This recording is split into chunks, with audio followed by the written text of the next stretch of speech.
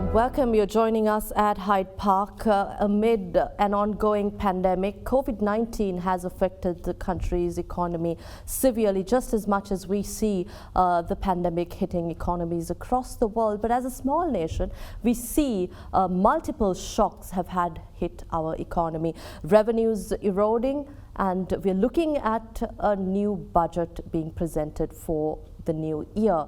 To discuss about how we can generate new revenue streams, how we can improve our existing revenue options, I thought I'd speak to a tax consultant, somebody who's known in the country for his contribution in strategic revenue making. I've invited to our studios Chartered Accountant Mr. N.R. Gajendran, who is a senior partner at Gajma and Company. He's the chairman of the International Fiscal Association Sri Lanka branch.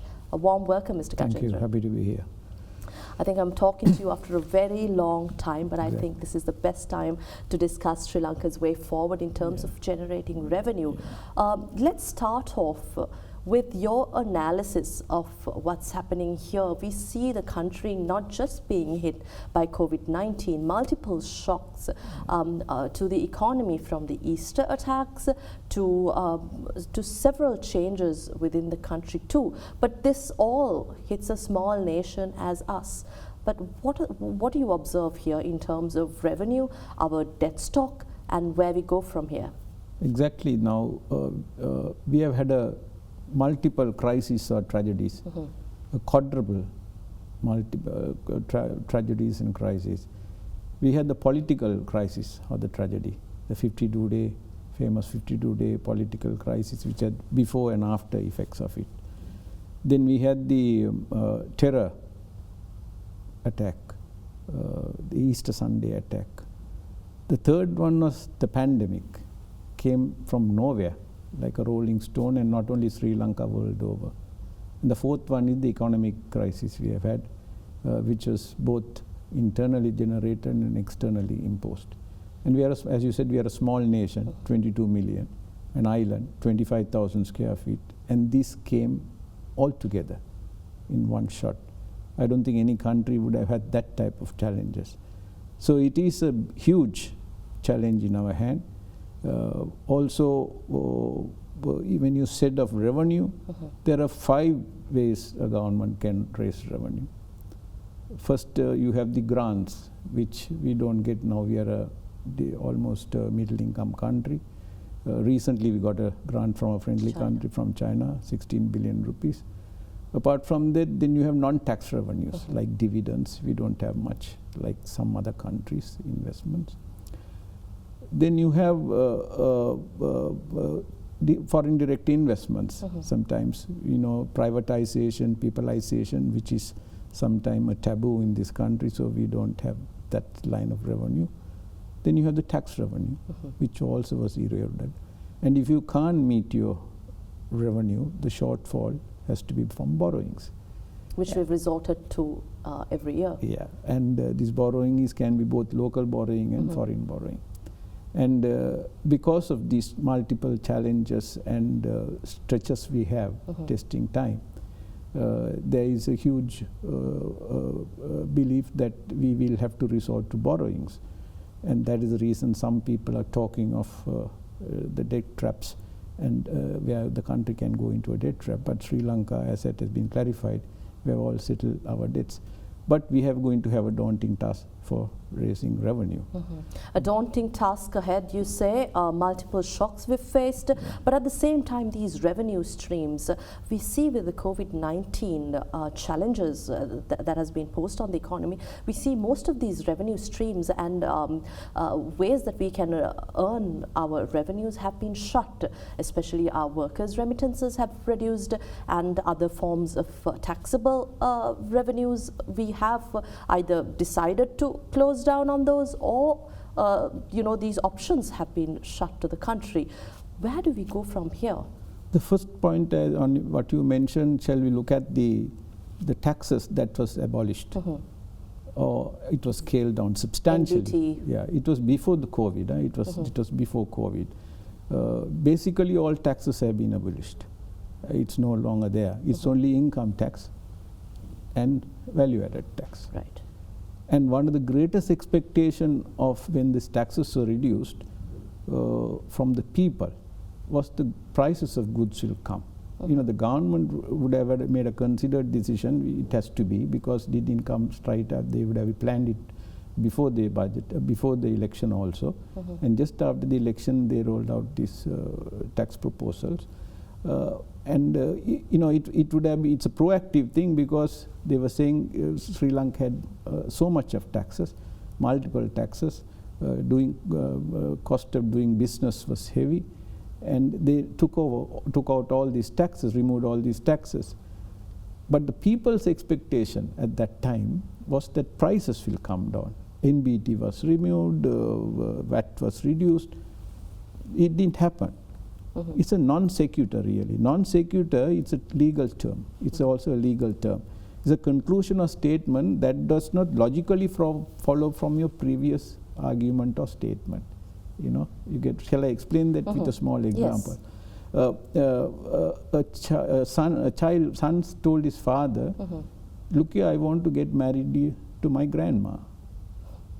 The father said, "Why do you want to get married to your grandma?"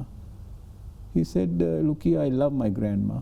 She looks after me. She takes care of me. She feeds me. She teaches me. She doesn't admonish me. So I love her. I want to marry her." The father said, "You have a problem, my son." "Why?" The son said, "Why?" The father said, "Look here, this is my mother." Then the son said, "What's the problem? If you can be married to my mother, why can't be married to you?" That's a non sequitur. You know, you can't, the conclusion or decision you are coming, you can't go into this. So the people expectation was to reduce taxes. The taxes, the prices will come down. Right. It didn't happen, because that was another factor, because of demand and prices.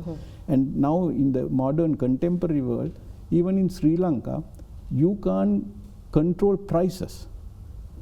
I mean, state is putting price control, you know, and they are saying the prices are not being sold at the market, because our market is fairly diverse and spread. It's very difficult to monitor. If that prices comes, it won't go down. You know, so you can't buy those goods if that is the case at that price. So we have to go with the contemporary trends, that you can't put price control and survive, unlike in 20, 30 years ago when it was a closed market. So that is one aspect of it. Now the revenue side, how are you going to raise revenue? And I don't think this government will reverse its revenue proposals. Because they are emphasizing on consistency and business confidence. One way to project this is because this is a virgin territory now for foreign investment. Before you speak on revenue generating streams and how we can improve on that, I'd like to touch on what you spoke about, that we have limited taxes now. We have basically 2 taxes in the country. Does this not mean that we are an attractive nation for foreign direct investments? Exactly, that's what I'm about to mention, that and this has to be promoted.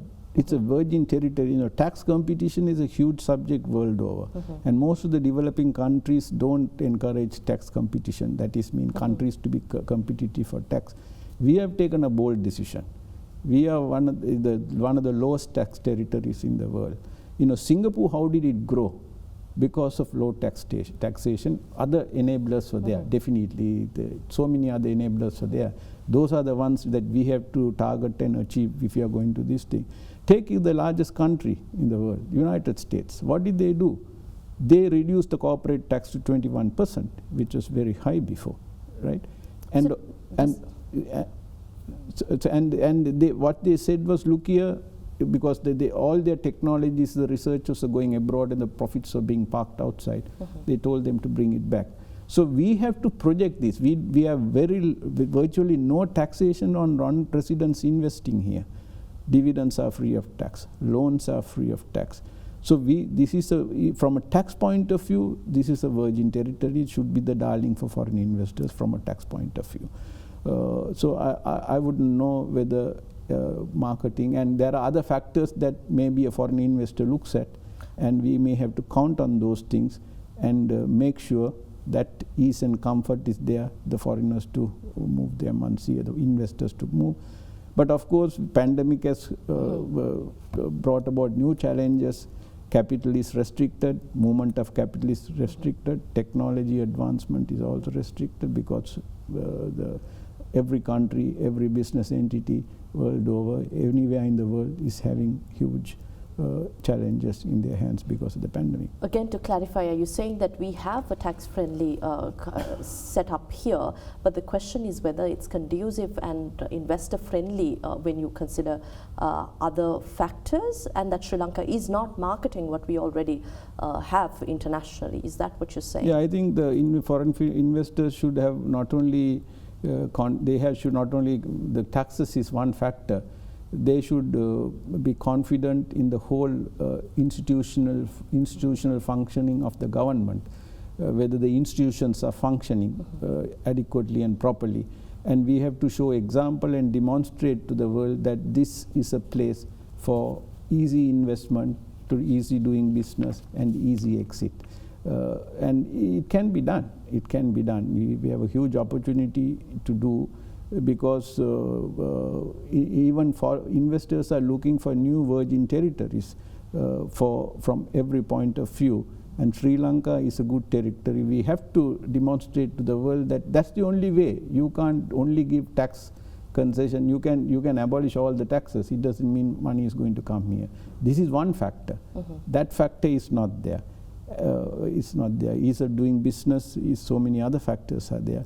All those factors have to be considered, and they have to be their first choice of investment has to be for Sri Lanka. Right. I think on that note, we'll take our first commercial break. We'll return to speak now.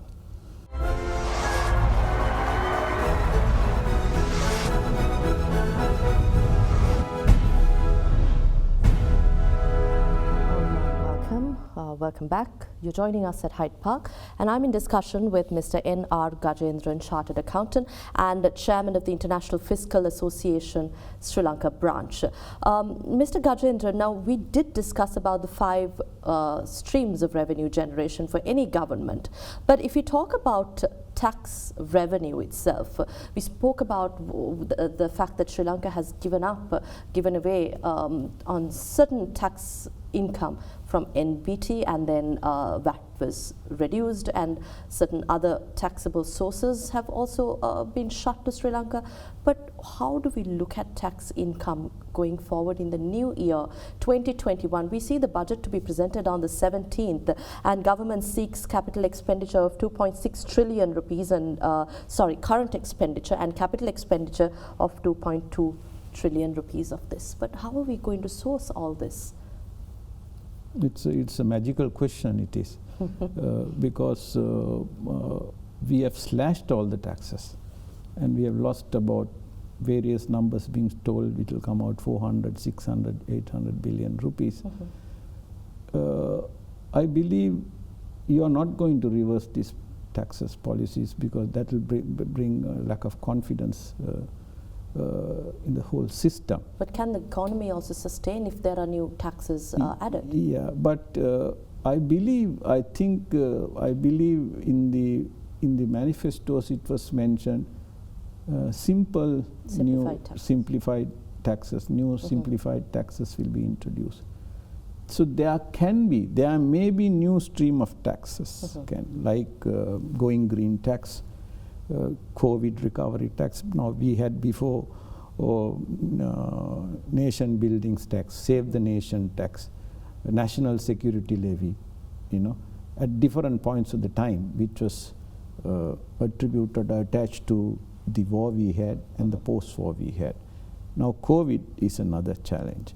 But again, the state will always be searching for revenues, easy targets revenues on the principle of capacity to pay.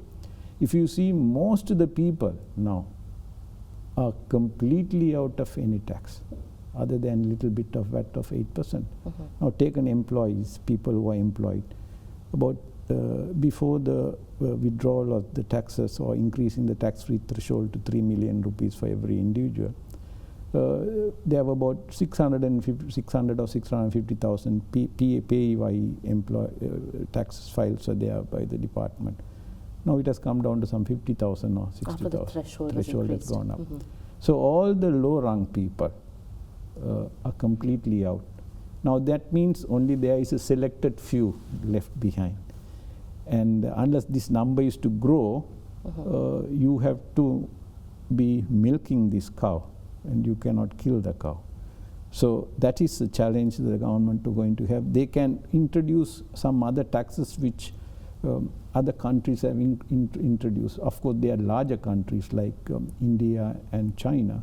Like they have a tax equalization levy, India, on internet marketing. Then e-commerce is taking place, where the whole theory behind this, generally the good old theory was that you had to be doing business in Sri Lanka to tax. If you do business with Sri Lanka, you don't tax. But these larger nations, because of the size of the market, they are saying, even if you do business with Sri Lanka, India, you are using our market, our resources, our knowledge, our information. So we are going to tax you.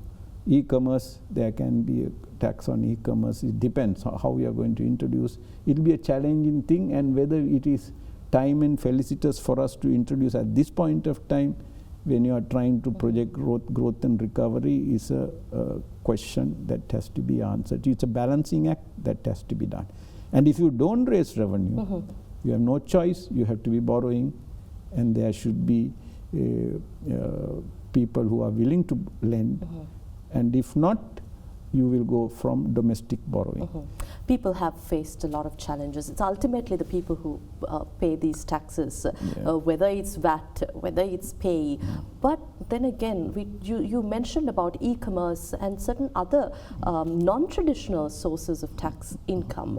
Whether you trade in or trade with, do you think these cross-border transactions should not be taken into our tax net? No, my God, other countries, most of the cross-border transactions are major source of revenue. Even if you see now, even customs revenue is a cross-border revenue on the import. You know, tax has to be either on income-based or consumption-based, right? So if these are all consumption-based, and when it is consumption, you are talking of the magnitude, the mass. So there again, you have to be selective. Now, at one stage, we had a luxury rate of tax for VAT. Now, something like that, we have an unequal society. So we have to have an unequal form of tax. You can't have one uniform tax. You know, that's good in theory. Practice is not going to work. Different people have to be taxed differently on their resources, capacity to there is fundamental core principle other than simplification and consistency of tax policy. The other one is the principle of capacity to pay. And the people who have the capacity to pay is also diminishing with the pandemic. Because, you know, if you see world over, not on Sri Lanka, overnight, wealth has been destroyed. You had your wealth in your share market, it was destroyed. You had wealth in some properties, those values have just flown off. So you have your overnight, you have lost a lot of wealth. And now if you see what are the businesses that are functioning, you know, which are hopeful of you know, maintaining a pre-COVID standard, maybe exports, some of the exports. Our tea is a good prices. Teas, I think they are because of online,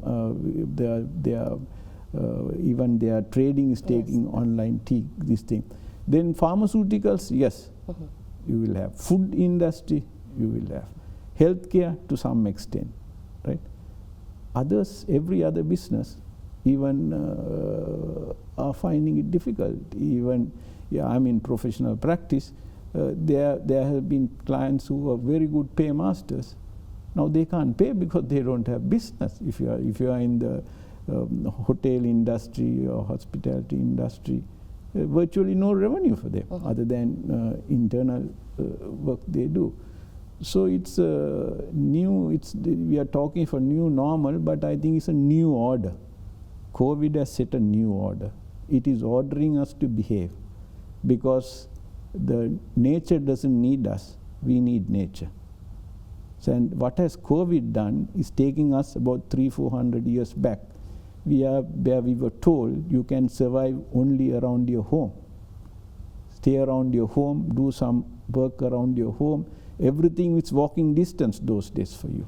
whether it was healthcare facilities, food, education, it was walking distance.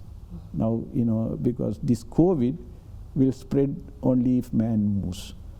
So if we are, it's still we can manage COVID, and we don't have an antiviral drug, and we don't have a vaccine. So it's something, in economic they say when the house is on fire, you can't think about the cost of putting down the fire, you had put it down. Now, the COVID has not put our house on fire. We are on fire on COVID. The fire is on our head.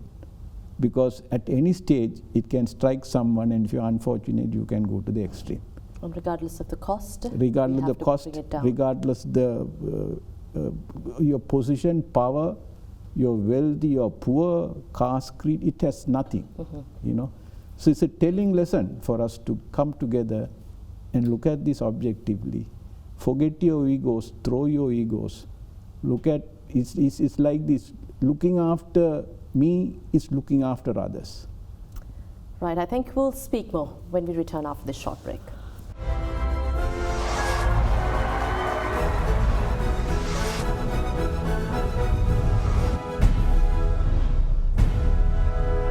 Welcome back.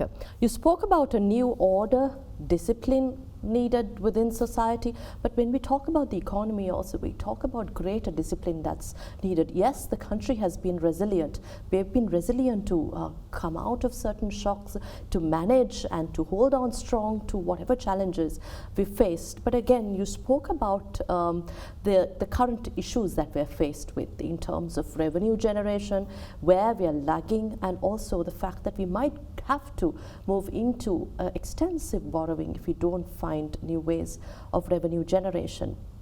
But imports are restricted. We also have that segment who depends on a lot of income through imports. Exports, there are challenges we're faced with. How do we manage this when we look at increased GDP growth and for the economy to come out of this current challenge? What matters is not the principles and philosophies. It is the tawdry realities. Now, why imports have been curtailed? Because we cannot afford even in terms of foreign currency. Similarly, the one way of managing this, take in a household, in your home, if your income drops, you may be looking for new sources of income, but it may not be forthcoming the way you may be.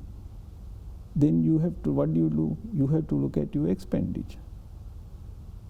So I think it's hard time that we have to look into our expenditure. There is no question about it. We have an inland revenue department. We may have to think of, you're talking of out-of-the-box situation. We have heard even the head of state talking of out-of-the-box. I think we have to talk without a box now. Right? You have to look at expenditure side, where you even think of an inland expenditure department or the chief financial officers, because you said 2.6 trillion rupees is lying there for spending, to be spent for next year. If you just cut down 10%, 20%, it's 250 billion or 500 billion. That may give you the answer.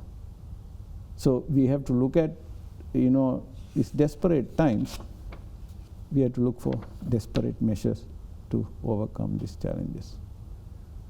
When we look at new revenue generation streams, tax revenue is very important. I remember talking to you years ago about the need to increase or bring many into the tax net. But we're talking about how most of our tax have been reduced. But yes, the people, relief measures have been granted to relieve the people of the burden of the economic shocks and challenges. But going forward, we did discuss earlier on in our little chat that certain taxable areas have not been exploited. Especially you mentioned about e-commerce and cross-border transactions. How do we bring these into the tax net? how do we look at bringing e-commerce, because these are thriving businesses today when we talk about the economy? That's a policy measure. The policy has to, that's something they may look at going forward, even if not in this budget, at some time in the future, at least if they are, I wouldn't know whether this time it's looked at. But your question is broadening the tax base, right? I think there is one other area which I think the state will look at. You know, at the moment there is no Commissioner General, because the Commissioner General retired and there is a cover-up Commissioner General. A new Commissioner General has to be appointed. Now, whatever said and done, we still have evasion in a big way, where rightful taxes are not being paid. And if we are going to curb this, the slippages and leakages of revenue, which the malpractice that can go on, the revenue administration has a big responsibility. And I'm sure in the appointment of the new Commissioner General, this point may be factored in to get a commitment how we are going to curb the taxes that are being evading the country rightfully. So one is a policy matter and another one is an administrative matter. You know, both has to go look into new sources of taxes. You may have to look into for sure, unless you are bold enough to reverse all some of the policies and reduce the VAT threshold and increase the rates and things like that. Or you can go into different selective taxes on selective goods and services, and you know, on high income based consumption. At the moment there is no luxury living also, no flying around, no eating around, you know, no buying clothes, you know. It's a, we are going back to a very primitive form. So it's a huge challenge. So we have to curb our expenditure, see what is plausible from a revenue which at the current circumstances. How are you going to make Sri Lanka conducive for others to come and do business in Sri Lanka and business with Sri Lanka, and go for future growth and prosperity, you know. When you talk about exploiting other avenues and tax streams, we did discuss about how it's ultimately the people who pay these taxes, but whether you're selective or non-selective, whether it's disproportionate or not, because we see the government also talking about not burdening the people, but how do we go about, you know, in introducing tax measures or new revenue generating streams without burdening the people? You know, taxation without legislation is highway robbery. You know, it's your money. Someone is coming and asking part of that money from you. You can do only through legislation. You know, even at this point of time, certain taxes, we have not discussed that point. Taxes have been imposed without legislation. That's another matter of a topic for contention. Leave aside that, then, as you said, finally people have to pay the tax. Government can't pay the tax, government can raise the revenue. People have to pay. That's what I'm saying, you have to be selective. The lower rung people are completely out of tax now, other than the VAT of 8% they pay. You know, imported goods, yes, at the point of levy, import levies are there. So you have to, there has to be cherry picking on imposition of the tax, the type of tax, and on whom it has to be imposed. And also you have to make sure your base is strong as ever before. And now you can do that because of technology. Now even the Department of Inland Revenue has introduced what you call Revenue Administration Management Information System. But it happens that there are few handful of revenue officers who are resisting that. Because if you allow technology to take over human activity and endeavor, malpractice will be minimized. That is being resisted. You know, the revenue administration system which was pronounced and implemented is being held back. So I think all round things have to be looked at, and in the end game, like in a game of cricket, everything is done, planned very well. How do you win a match? Those small little things happens, and how you are managing those little things, even on the field. You know, they say catches win matches. So there are little things that you do, we will get out of this problem. Because major thing, policy, looking at everything will happen.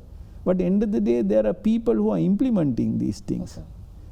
They have to implement what is expected. So it is that stretch and that gap that has to be managed for us to come out of it. Otherwise, we will go into a spiral. Well, give us a short break. We'll return with more at Hyde.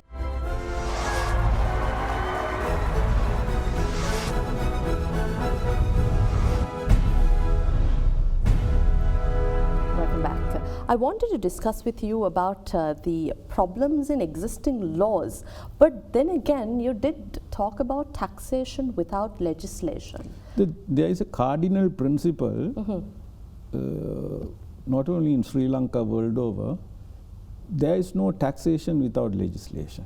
That is, there has to be laws should be in place for someone and something to be taxed. Now, this was tested a few years ago. If you remember, there was a time the state at that time increased VAT. The minister went and increased VAT by the Gazette notification without revisiting Parliament, without it being revisited by Parliament. There are a few people, including Member of Parliament, went to court, and the Supreme Court decided that time, a few years ago, there is no taxation without legislation. This same principle was re-examined and reinforced. But now, recent proposals what we have made, it's all taxes have been removed. So there is no imposition of tax. Even when the taxes are removed, the Department of Inland Revenue is putting notices, still it's not in law, and they are changing. There are problems arising, challenges, issues on that. But there are very few cases where taxes have been imposed, where there is no law. For example, if you are an individual, if you had interest income, and if your interest income is more than 3 million collectively with all your income, earlier you would have been taxed at 5%. But now you can get taxed progressively at higher rate, and it can go up to 18%. So that is an imposition of tax on you, more than what was before. Right. That is not in law yet. So those laws have to be made quickly. Fortunately, no one has gone to courts. You know, otherwise we... But now some might want to go to court after listening to you point to the lapses in the law. So that's not new to Sri Lanka. It was tested, and it was this thing. I think the laws will be enacted sooner than later and should be done so. Because as I said, if you want to take money out of me, you can't just take. The law has to be in there, and I should study the law and understand the law and see what I should pay, not what is put in a paper notice. You've advocated for a tax policy framework. Is this also in line? Yeah, that's another thing. In fact, right along this country, our policy making, fiscal and tax policy making, has been ad hoc, on the run. There is no sort of a permanent team or research team which studies, analyzes things, data and information, and makes recommendations and policies after interaction with the stakeholders, the private sector, the professionals. There is no system. It was there some time ago in a partial manner, you know. So this has to come in, because otherwise, you know, you have to study your facts and figures. You have to study your trends, the practices, you know. And when you are setting up benchmarks and things like that, it has to be, so you have to have a resource base permanently. I believe they may be now working on those things. Because there are professionals also involved, I suppose, that may be. So there was an inclusive process with discussion, deliberation and introspection, and it should be considered a way of imposing tax. Otherwise, we can go into erratic situations, what we have experienced right along. You know, inconsistency policy is one thing. And also with COVID, you can't have consistent policies also, because it has to be flexible. Because you know, we can't think for 3 years, 2 years, 5 years down the line now. We have to think of 3 months, 6 months, you know, because we have to first survive that, to survive longer. Are you also saying that budget 2021 should be more short to mid-term focused rather than policies or financial policies that will lay a more longer-term framework? No, you can do all that, but how COVID behaves, because you know, as one independent scientist said, when he was asked the question, what we know about COVID, he said, what we know about COVID is nothing. Because that's, if you see at different times, even now, the top scientists are saying different things. Now, at the start of the COVID, he said, you don't need to wear masks. Only the medical staff has to wear a mask. Then they said, you know, 3 feet, 6 feet social distancing is enough. And now they are saying if you are in an air-conditioned room like this, that theory doesn't apply. So different things are emerging at different points of time. So we have to keep adapting to it. So there has to be, you know, this. When I was a young student, we had what we called, it was a very interesting subject, rolling budget or revolving budget. You don't fix budget, you fix for 3 years, 1 year. But because things are changing, facts and circumstances and environments are changing so rapidly and intensely, that you have to be rolling your budget every month, every 2 weeks, you know. And there were examples given of permutation and combination of variable factors, like in an algorithm also, the change, with the variables changing, your answers change. So whether we have to go into that type of environment is my thinking, because you can't plan for 1 year, 2 years, it'll come and whole thing. Now we take, with all good intention, the taxes are reduced because per economic activity. COVID went and took that off. So we have to have a proactive, creative, more than out of the box, without the box thinking, and we don't know whether we, so you have to be, God will help a man who tries. And probably an inland expenditure department has something is, expenditure is another factor. It has to be looked into. To cut down, to you slash have expenditure. There is no choice. Finally, I think I just have a couple of minutes with you on the show to wrap up today's discussion. We speak about education, defense, healthcare, finance. We talk about a lot of segments that need allocation of finances. But what's your closing remark here? What do we need attention for? Every crisis has an opportunity. Every crisis has an opportunity. And every situation can be channeled or factored into your advantage, depending on it. If I can relate a small parable, there was the Israeli Russian was immigrating from Russia, and he took a statue with him. And in Russia, when the immigration officer asked him, what is this? He said, you shouldn't ask, what is this? Who is this? This is the statue of Lenin. He was the father of socialism. He was the prosperity for Russia. So I'm taking with me to Israel because I want to always remember him. So this officer was embarrassed that he didn't know he allowed him to go. When he to Tel Aviv, that guy asked, what is this? He said, no, you must ask, who is this? This is that Lenin rascal who didn't allow Jews to live and I have to live. Then he had a party for his friends when he had, and kept this statue on the table. One of his he asked, who is this? He said, you mustn't ask the question, who is this? What is this?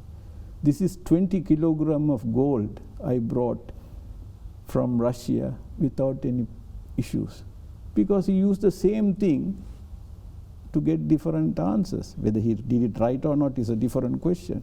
So we have to see how every situation, that is human ingenuity, human endeavor.